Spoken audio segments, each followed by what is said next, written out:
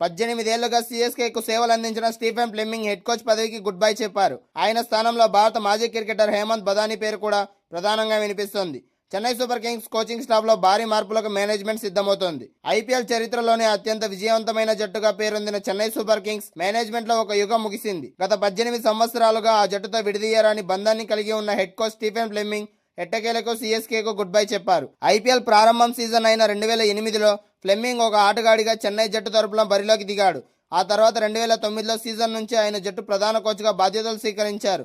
దీర్ఘకాలం పాటు కొనసాగిన ఈ ప్రయాణంలో ఫ్లెమింగ్ పర్యవేక్షణలో చెన్నై ఏకంగా 10 సార్లు ఐపీఎల్ ఫైనల్స్ చేరుకోవడమే కాకుండా 5 సార్లు విజేతగా నిలిచి ట్రోఫీలు ముద్దాడింది. చెన్నై సూపర్ కింగ్స్ ఉన్నతాధికారులు ప్రస్తుతం అమెరికాలోని డల్లాస్ నగరంలో ఉన్నారు.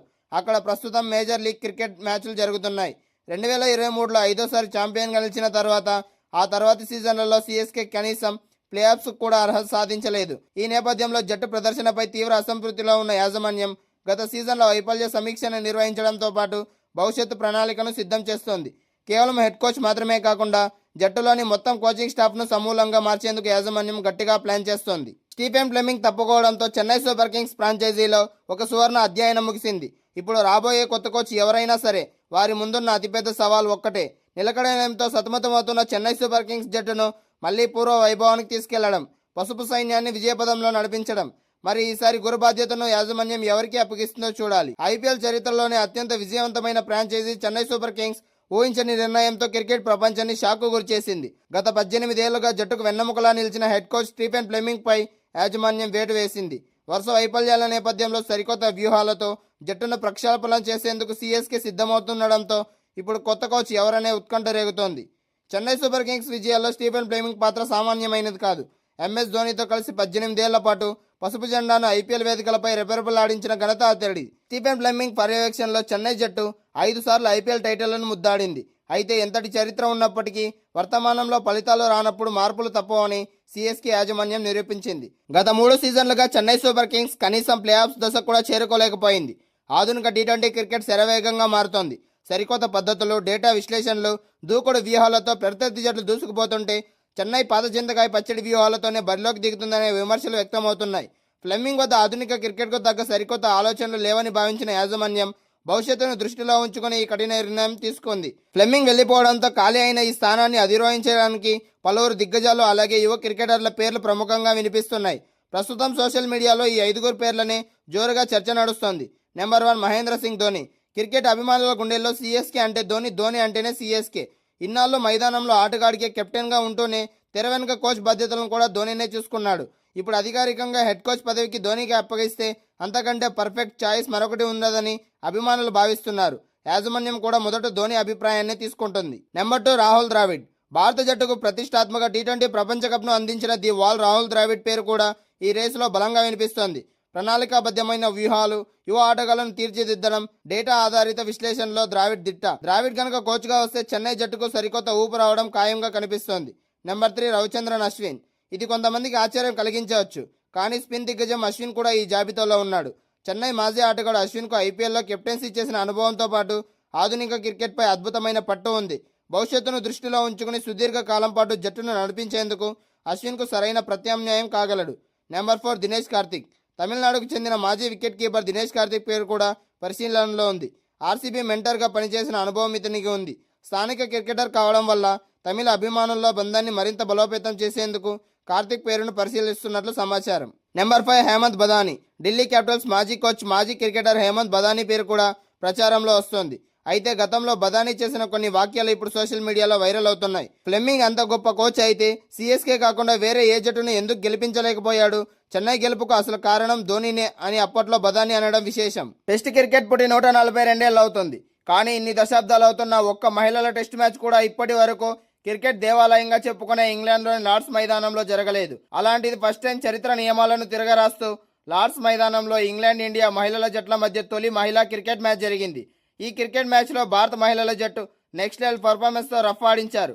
ఇంగ్లాండ్ను వారి సొంత గడ్డపైనే మట్టి కరిపించి మొన్నటిదాకా ఐపీఎల్లో కాకలు తీరిన స్టార్లు, కోట్లకు కోట్లు పలికి మన పేరుగాంచిన పురుషుల టీం ఇంగ్లాండ్ గడ్డపై టీ20 ఆడడానికి వచ్చి ఉక్కిరిబిక్కిరయ్యారు. అలాంటిది మన మహిళల టీం మాత్రం అదే గడ్డపై శివంగుల్లో చెలరేగి నెక్స్ట్ లెవెల్ ఆటతీరుతో ఇంగ్లాండ్ గుండెల్లో నిద్రపోయి భారత జెండాను సగర్వంగా రెపరెపలాడించారు. ఇంగ్లాండ్ వాళ్ళు సొంత గడ్డపై ఏదో మ్యాజిక్ చేద్దామని పిచ్ రెడీ చేసుకుంటే వాళ్ళ అంచనాలను భారత మహిళల క్రికెటర్లు పటాపంచలు చేస్తూ ఏకంగా 270 పరుగుల భారీ తేడాతో చిత్తు చేసి ఒక సువర్ణ అధ్యాయాన్ని లిఖించారు. మన వాళ్ళ దెబ్బకు ఇంగ్లాండ్కు మైండ్ బ్లాక్ అయిపోయినా చరిత్రలో తమ సొంత గడ్డపై అతిపెద్ద అవమానాన్ని మూటగట్టుకుంది. టీ20 సిరీస్లో team India men's team whitewash అయి సిరీస్ పోగొట్టుకుంటే మహిళల జట్టు మాత్రం ప్రపంచం మొత్తం రీసౌండ్ వచ్చేలా హిస్టారికల్ విజయం సాధించారు. లార్డ్స్ మైదానంలో భారత మహిళల జట్టు చరిత్ర సృష్టించారు. ఇంగ్లాండ్ను వారి స్వదేశంలో తొలి టెస్ట్ మ్యాచ్లో డామినేట్ చేసి అద్భుత విజయం సాధించారు. ఆస్తికా భాటియా సెంచరీ, క్రాంతి గౌడ్ 5 వికెట్లతో రాణించారు. 4 రోజుల టెస్టులో ఇంగ్లాండ్ను 2 సార్లు ఆల్అవుట్ చేసి హర్మన్ సేన ఈ చారిత్రాత్మక ఘనత సాధించారు.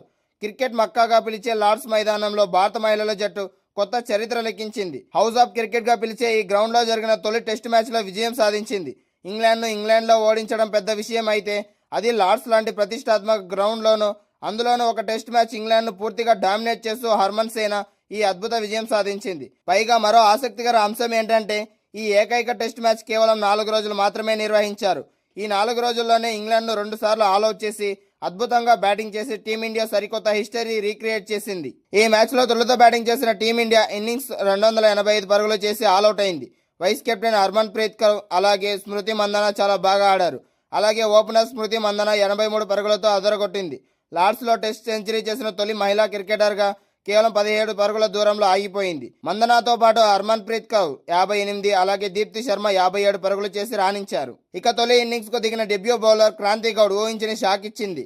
ఆమె దెబ్బకు ఇంగ్లాండ్ తొలి ఇన్నింగ్స్ లో కేవలం 170 పరుగులకే ఆల్అవుట్ అయింది. క్రాంతి గౌడ్ 5, సయాలి 2, రాణా 2, దీప్తి శర్మ 1 వికెట్ తీసుకున్నారు. ఇక రెండో ఇన్నింగ్స్ లో టీమిండియా బ్యాటర్లు మరింత చెలరేగిపోయి బ్యాటింగ్ చేశారు. స్మృతి మందన మరో హాఫ్ సెంచరీతో అద్భుతమైన ఆరంభాన్ని ఇచ్చింది. ఈసారి 70 పరుగులు చేసి అవుట్ అయింది. మరో ఓపెనర్ షఫాలి వర్మ 33 రన్స్తో పర్వాలేదనిపించింది. ఇక 1 డౌన్లో వచ్చిన ఆస్తికా భాటియా అద్భుతమైన బ్యాటింగ్తో ఏకంగా సెంచరీతో కదం తొక్కింది.